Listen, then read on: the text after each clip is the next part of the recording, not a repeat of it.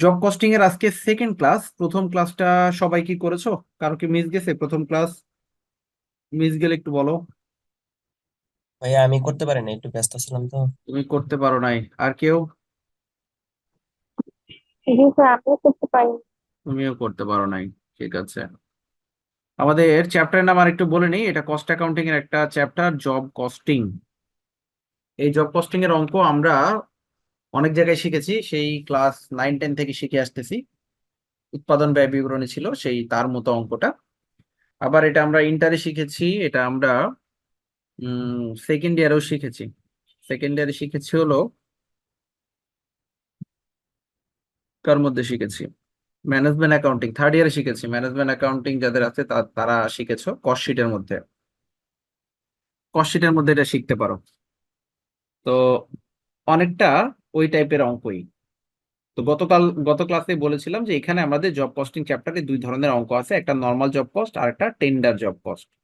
আমাদের দুইটাই শিখতে হবে, নর্মাল জব কস্ট শিখতে হবে, টেন্ডার জব কস্ট শিখতে হবে। অর্থাৎ এটা ফরম্যাট আকারে করতে হয়, একদম ছক আকারে এটা করতে হয়। নর্মাল জব কস্টে সাধারণত আমাদের কস্ট বের করতে পারে অথবা সেলিং প্রাইস বের করতে বলে, এই দুইটা জিনিস বের করতে বলে নর্মাল জব কস্টে। আমরা নর্মাল জব কস্টের একটা ফরম্যাট দেখেছিলাম। প্রথমে ডিরেক্ট ম্যাটেরিয়াল, এটার সাথে ডিরেক্ট ওয়েজেস যোগ হয়ে হবে প্রাইম কস্ট। তার সাথে ফ্যাক্টরি ওভারহেড যোগ হয়ে হবে ওয়ার্ক কস্ট।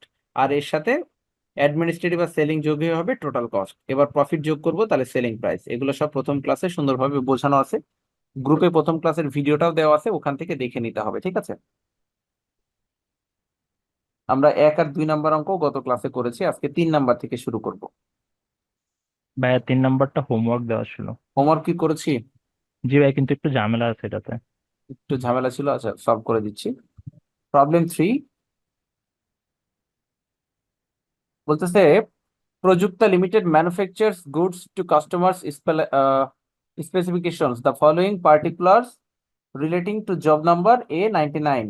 র মেটেরিয়াল ইউজড দেওয়া আছে, র মেটেরিয়াল ইউজড। এখানে কিন্তু বলে নাই যে র মেটেরিয়াল পারচেজ বা ওপেনিং র মেটেরিয়াল, ক্লোজিং র মেটেরিয়াল, এরকম কোনো কিছুই নাই।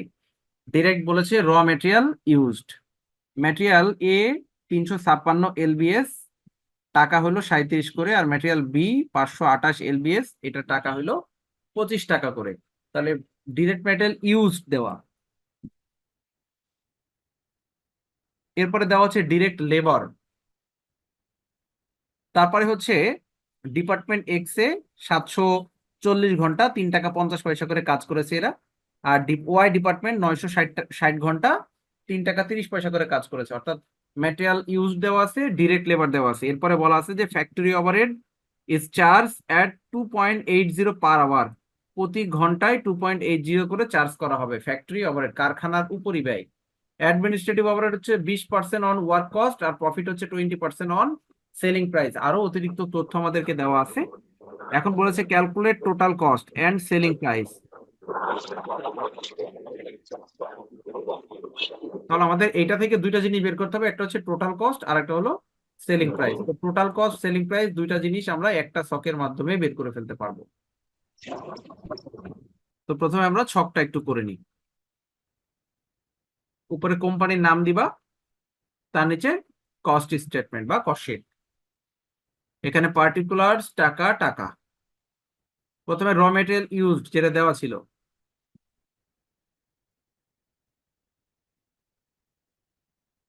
র মেটেরিয়াল ইউজড এর ক্ষেত্রে 356-কে 37 টাকা দিয়ে গুণ দিবা, আর বির ক্ষেত্রে 528-কে 25 টাকা দিয়ে গুণ দিবা, এরপর দুইটা যোগ করে দিবা। হ্যাঁ, এটা হচ্ছে র মেটেরিয়াল ইউজড। এরপর ডিরেক্ট লেবার। ডিরেক্ট লেবার একটা এক্স এর ক্ষেত্রে একটা ওয়াই এর ক্ষেত্রে, এটা গুণ দিয়ে বসাই দিবা। 740 ঘন্টা 3 টাকা 50 পয়সা করে, মোট কত হয় গুণ দিয়ে বসাই দিবা।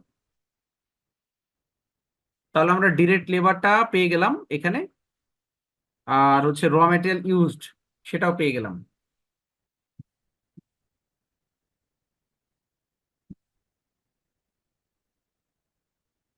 আচ্ছা, এবার এই দুইটা যদি আমি যোগ করি, তাহলে 32,130, এটার নাম হচ্ছে প্রাইম কস্ট। এই দুটো যদি আমি যোগ করি, এটা নাম হচ্ছে প্রাইম কস্ট। 32,130, এটা হচ্ছে প্রাইম কস্ট।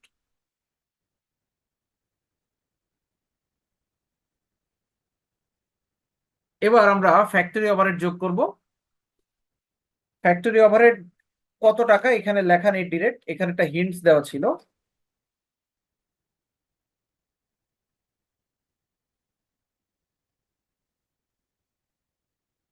এখানে বলেছিল ফ্যাক্টরি ওভারহেড হচ্ছে 2 টাকা 80 পয়সা পার আওয়ার। তাহলে আমাকে একটু বলবা যে 2 টাকা 80 পয়সা পার আওয়ার কত ঘন্টার কাজ করেছে, কত ঘন্টার উপরে 2 টাকা 80 পয়সা ধরবো? 1 ঘন্টা। 1 ঘন্টা 2 টাকা 80 পয়সা। তাহলে আমি আমি ওখানে বসাবো কি 2 টাকা 80 পয়সা? কত বসাবো, কিভাবে বের করবো মানটা? না ভাইয়া, 740 আওয়ার আর একটা হচ্ছে 960 আওয়ার, এই দুটা হ্যাঁ, যোগ আমি যে করলে কাজটা করব, এক্স কত ঘন্টা কাজ করেছে আর ওয়াই কত ঘন্টা কাজ করেছে, এই আওয়ার দিয়ে এটাকে গুণ করব, পার আওয়ারকে গুণ করব, তাহলে ফ্যাক্টরি ওভারহেডের টোটাল টাকাটা বের হবে। এই যে 740 দিয়ে গুণ করেছে আর এখানে 360 দিয়ে গুণ করেছে। ভাইয়া 360 হাওয়ার তো নাই, 960 হাওয়ার। এটা ভুল করে করেছে,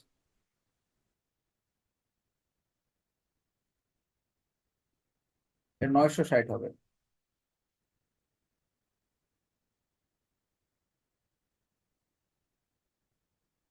আচ্ছা, তাহলে আমরা ফ্যাক্টরি ওভারহেড দুইটা যোগ করে দিব, দিয়ে এখানে বসে দিব। এবার এই প্রাইম কস্টের সাথে ফ্যাক্টরি ওভারহেড এটা যদি আমরা যোগ করি পাবো ওয়ার্ক কস্ট।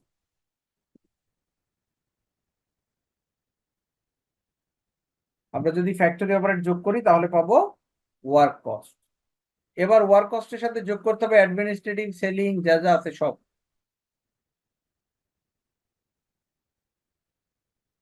এখানে বলেছে administrative overhead 20% on the work cost. তাহলে এখানে দেখো 20% ধরতে হবে কার উপরে, ওয়ার্ক কস্টের উপর। তো আমরা মাত্র ওয়ার্ক কস্ট বের করলাম না, এই যে ওয়ার্ক কস্ট 36,890, এটার উপরে 20% করে দিবা। 20% করলে দেখো 7,378। তাহলে আমাদের টোটাল কস্ট বের হলো 44,268। এবার প্রফিট ধরতে হবে। এখানে বলেছে যে প্রফিটটা হলো 20% অফ সেলিং প্রাইস, 20% ধরতে হবে, কিন্তু সেটা সেলস প্রাইসের উপর ধরতে হবে। তো আমার তো অঙ্কে এখনো সেলস বের হয় নাই, আমার তো বের হয়েছে টোটাল কস্ট। এই ওয়ার্ক, এই অ্যাডমিনিস্ট্রেটিভ যোগ করলে হয়, এটা এটা হলো টোটাল কস্ট বেড়েছে। সেলস তো আরো দেরি আছে, আমার প্রফিট যোগ করব তারপরে সেলস, তো প্রফিটটাই তো দেওয়া নেই।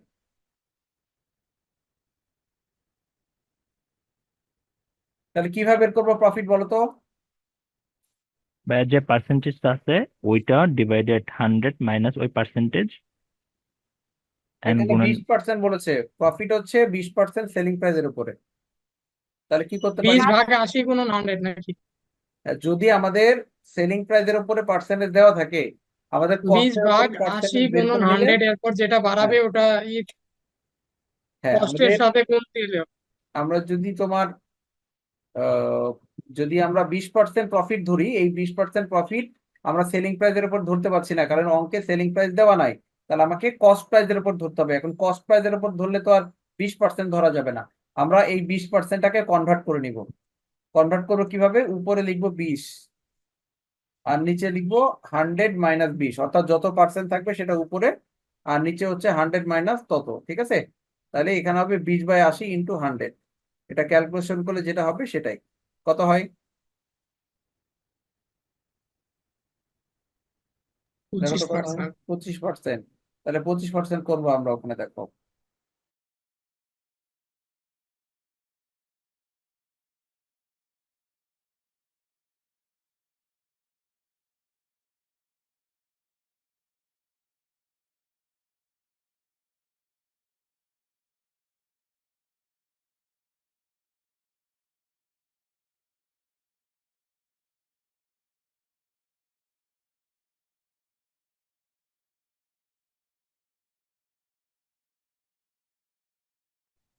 আচ্ছা, তাহলে দেখো 25% আমরা এখানে করে দিব। এরপরে এটা যোগ করে দিলে আমাদের যেটা বেরোবে এটা সেলস প্রাইস। তাহলে দুইটাই বেরোলো, একটা টোটাল কস্ট বেরোলো, একটা হচ্ছে সেলিং প্রাইস বেরোলো। বুঝছো সবাই? জি ভাইয়া। জি ভাইয়া।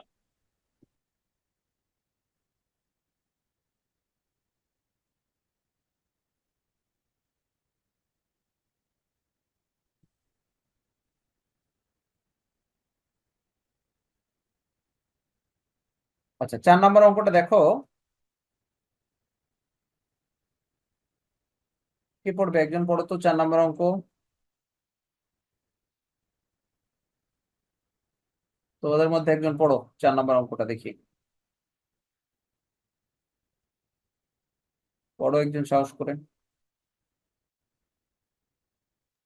Rahman and Com Limited, the information given below has been taken from the costing record of an engineering work respect of job number 210. Materials, Taka 8020, wages, Department of X, 60 hours at the rate of 6 per hour, Department Y, 40 hours at the rate of 4 per hour, Department Z, 20 hours at the rate of 10 per hour. Overhead expense for these three departments were estimated follow Department X 10,000 for 10,000 labor hours, Department Y Taka 6,000 for 3,000 labor hour, Department Z Taka 4,000 for 1,000 labor hour. Fixed overhead estimated at Taka 40,000 for 10,000 normal working hour. You are required to calculate the cost of job now 210 and calculate the price to give profit 20% on selling price.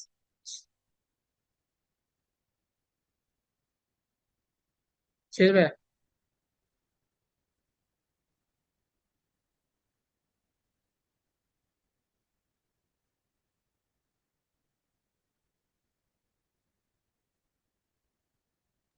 ভাইয়া mic mute হয়ে, mic mute করো আপনারটা। আচ্ছা আচ্ছা, যেটা বলছিলাম যে প্রথমে আমরা ম্যাটেরিয়াল, এখানে ম্যাটেরিয়াল কিন্তু একটা আছে, এখানে ম্যাটেরিয়াল একটা আছে কিন্তু ওয়েজেস দেখো 3টা আছে, আবার ফ্যাক্টরি ওভারহেড 3টা আছে। তো আমরা ফার্স্টে ম্যাটেরিয়ালটা লিখবো 8,020, তারপরে ওয়েজেস যে 3টা আছে যোগ করে দিব 720। তাহলে আমাদের এই ম্যাটেরিয়াল আর ওয়েজেস এটা যোগ করলে হবে প্রাইম কস্ট 8,740।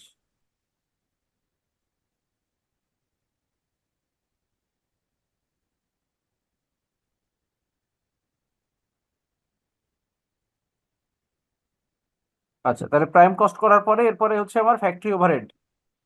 ফ্যাক্টরি ওভারহেড কিভাবে বের করবো বলো তো?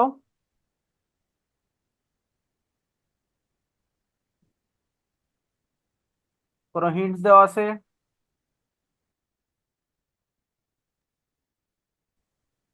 এই জায়গায় মানে আওয়ার দেওয়া আছে, লেবার আওয়ার।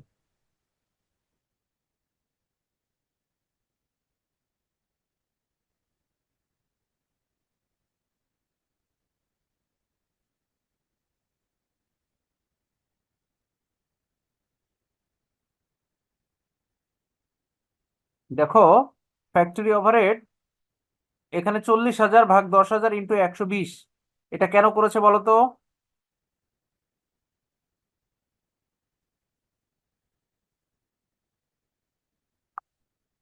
ফ্যাক্টরি ওভারহেড এখানে বলে দিয়েছে যে এস্টিমেটেড 40,000 টাকা, 10,000 নর্মাল ওয়ার্কিং আওয়ার, 40,000 টাকা 10,000 ঘন্টার জন্য। তাহলে আমরা কি কাজ করব, উপরে 40,000 আর নিচে 10,000, এটা দিয়ে ভাগ দিব। তাহলে ভাই ভেরিয়েবল ওভারহেড যেটা, ওইটা কি হবে?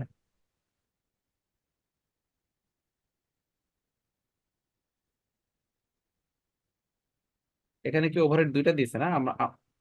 আমাদের তো দুইটা দিছে না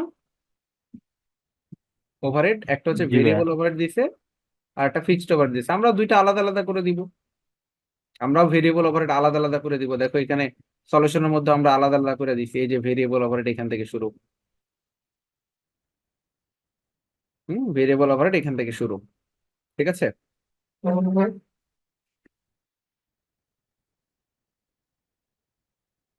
আচ্ছা, এখানে দেখো ভাইয়া ভ্যারাইবল ওভারহেডটা বুঝতে পারিনি, 120 দ্বারা আবার গুণ করলো যে?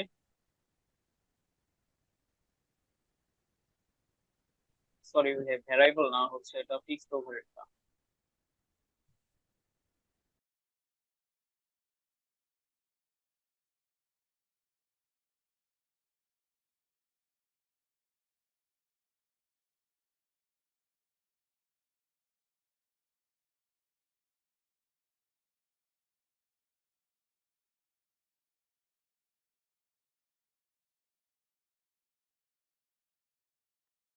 এখানে 120 অ্যাকচুয়াল ওয়ার্কিং আওয়ার।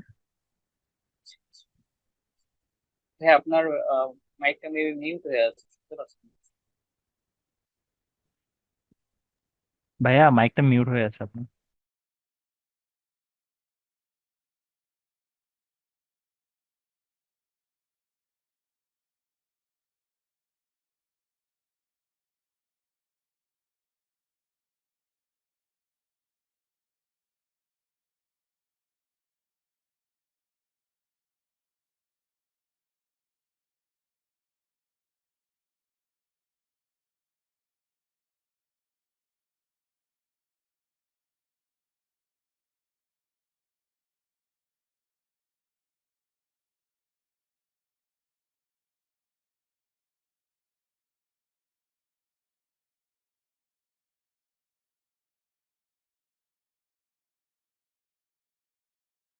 আচ্ছা, মিউট হয়ে গিয়েছিল। আচ্ছা, 120 কোথা থেকে আসছে বুঝতে পেরেছো তো ভাইয়া?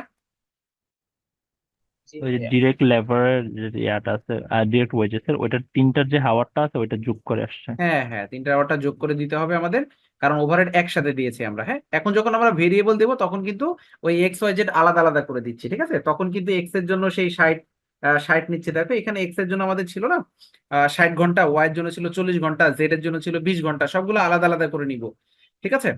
আর এখানে এই যে বলছে 10,000 টাকা ফর 10,000 লেবার, এটা এক্স এর জন্য। 6,000 টাকা ফর 3,000 লেবার, তাহলে আমরা এখানে ভাগ করে ওইভাবে ক্যাটাগরি করে দিব। দেখো এখানে আমরা যখন এক্স এরটা নিব, তাহলে 60 গুণ দেবো কি দিয়ে জানো? 1 দিয়ে। 1 দিয়ে কেন? ওই যে 10,000 টাকা 10,000 ঘন্টার জন্য, তাহলে এটা ভাগ করলে তো 1 আসে। 10,000 টাকা 10,000 ঘন্টার জন্য। আর ওয়াই কি ছিল? 6,000 টাকা 3,000 ঘন্টার জন্য, তাহলে এখানে ভাগ করলে কত আসে? 2 আসে, 2 দিয়ে গুণ দিব 40কে, ঠিক আছে? তারপর তাহলে আমাদের টোটাল টাকাটা বের হয়ে যাবে ক্যালকুলেশন করে। দেখো তো এটা বুঝতে পারছো কিভাবে করলাম? জি ভাইয়া। তাহলে ভেরিয়েবল ওভারহেডটা বের করবো কিভাবে? এইখানে ভেরিয়েবল ওভারহেডে বলা আছে যে 10,000 এক্স এর জন্য, 10,000 টাকা 10,000 ঘন্টার জন্য, 6,000 টাকা 3,000 ঘন্টার জন্য, আর এখানে 4,000 টাকা 1,000 ঘন্টার জন্য। তাহলে তাহলে এখানে 10,000 টাকা যদি 10,000 ঘন্টার জন্য হয়, 1 ঘন্টার জন্য কত এটা বের করে নিতে হবে। 1 ঘন্টার জন্য, 1 ঘন্টার জন্য কয় টাকা সেটাকে বের করে নিতে হবে। তো 1 ঘন্টার জন্য এখানে যেমন এক্স এর জন্য 1 ঘন্টার জন্য কত হবে? 1 টাকা হবে। এই 1 টাকাকে এই 60 ঘন্টা দিয়ে গুণ করবো, তারপরে এখানে ভাগ করলে হচ্ছে 2 হবে, 2 টাকা করে। তাহলে এই যে 40 আওয়ারকে 2 দিয়ে গুণ করবা, এটা করে তাহলে আমাদের ভেরিয়েবল ওভারহেডটা বের হয়ে যাবে। তাহলে সবগুলো যোগ করে দাও, টোটাল কস্ট হচ্ছে 9,440। এবার ওই যে প্রফিট ধরতে হবে তোমাকে, প্রফিট বের করতে হবে। তাহলে প্রফিটটা কার উপরে দিয়েছে? প্রফিট সেলিং প্রাইসের উপরে দিয়েছে। তাহলে তুমি কনভার্ট করে নাও, কনভার্ট করে নিয়ে ওই যে 20/80 ইন্টু 100, উপরে 20 নিচে 100 - 20, 100 - 20 মানে 80 হয়। যখন আমাদের প্রফিটটা সেলিং প্রাইসের উপরে বলবে তখন আমাদেরকে কনভার্ট করে কস্টের উপরে প্রফিটের পার্সেন্টেজটা বের করে নিতে হবে, ঠিক আছে? এটা একটু মাথায় রেখো, তাহলে আমাদের সেলিং প্রাইসটা বের হয়ে যাবে। এটা কি বুঝতে পেরেছি? কোনো কোশ্চেন আছে এটাতে? জি ভাইয়া বুঝতে পারছি। ওকে।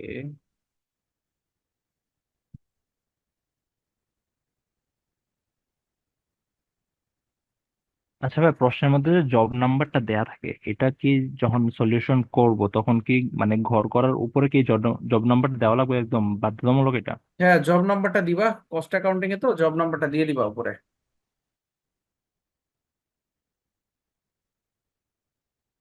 আচ্ছা, এই অঙ্কটা পড়ে একটু দেখো তো যে এই অঙ্কটা পারবা কিনা, চেক করে দেখো তো পারবা কিনা।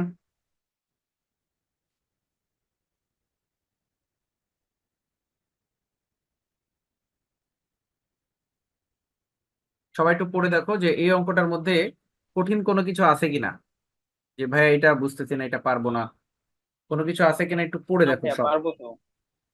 পুরো অঙ্কটা শেষ পর্যন্ত একবার একটু পড়ে দেখো, এর মধ্যে কঠিন কোনো কিছু আছে কিনা বা তুমি পারবা কিনা, যদি এটা হোমওয়ার্ক দিয়ে দিই। আচ্ছা ভাই, এই জায়গায় যে বলছে মানে ম্যানুফ্যাকচারিং ওভারহেডে যে বলছে 50% অফ ওয়েজেস, তো এইটা কি আমরা যে ওয়েজেস এর উপরে যে এর যে 10 আওয়ারটা আছে ওইটার সাথে যে রেট অফ পার আওয়ার গুণ করার পরে যে টাকাটা হবে ওইটার উপরে 50% ধরবো এটা? আমাদের ওয়েজেস যে টাকাটা বেরোবে, হ্যাঁ, তার উপরে ধরতে হবে।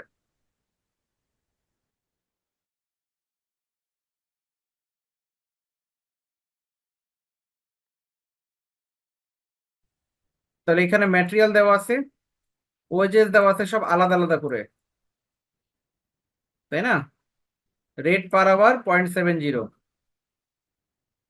তারপরে ম্যানুফ্যাকচারিং ওভারহেড দেওয়া আছে, অনেকগুলো দেওয়া আছে, এগুলো সব পার্সেন্টেজ আলাদা আলাদা করে বের করে নিতে হবে, ঠিক আছে?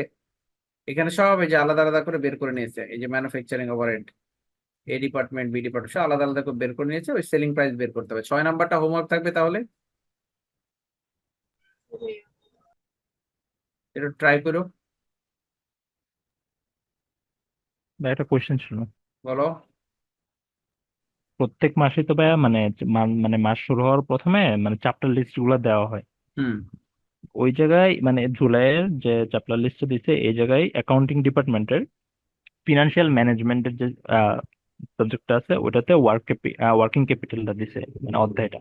হুম আবার মার্কেটিং ডিপার্টমেন্টে ফিনান্সিয়াল ম্যানেজমেন্টের দিছে কস্ট অফ ক্যাপিটাল। আর এই দুইটা চ্যাপ্টার কি এক না দুইটা চ্যাপ্টার আলাদা এটা বুঝতেছি না।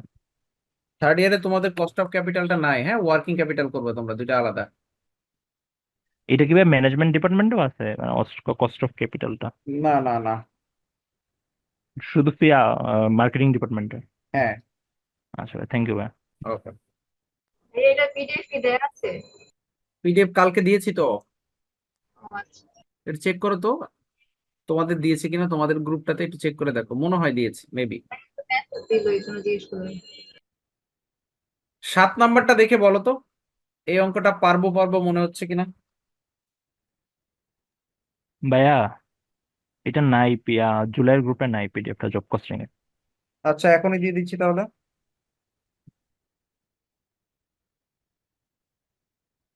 এইটা দেখে বলো পারবো কিনা। হোমওয়ার্ক দেন, না পারলে তো আপনি আছেন, আর পিডিএফটা দিয়ে দিন। হ্যাঁ, পিডিএফটা আমি এখনই দিয়ে দিচ্ছি, আশা করছি এটাও পারবো। জব কস্টিং কিন্তু সহজ একটা চ্যাপ্টার, এখান থেকে অঙ্ক আসলে কিন্তু একদম উড়াধুরা অঙ্ক করবা, উড়াধুরা। ঠিক ভাইয়া আছে, একটা কথা ছিল। একটা মাত্র, অনেকগুলো বলো। ভাইয়া আমি কি নিউ ভর্তি হয়েছি জুলাই থেকে।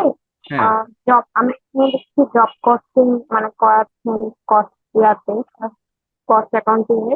তো প্রথম চ্যাপ্টার গুলি করানো হয়নি নাকি মানে পরে করাবে এরকম পরে বিষয়? করাবো, পরে করাবো, ওগুলো পরে করাবো। তুমি জব কস্টিং থেকে শুরু করো, এখান থেকে কোশ্চেন আসবে, এটা ভালো করে শিখে নাও আগে, একটা একটা করে শিখে ফেলো। তোমাদের এখনো সময় আছে, যথেষ্ট সময় আছে থার্ড ইয়ারে, ঠিক আছে?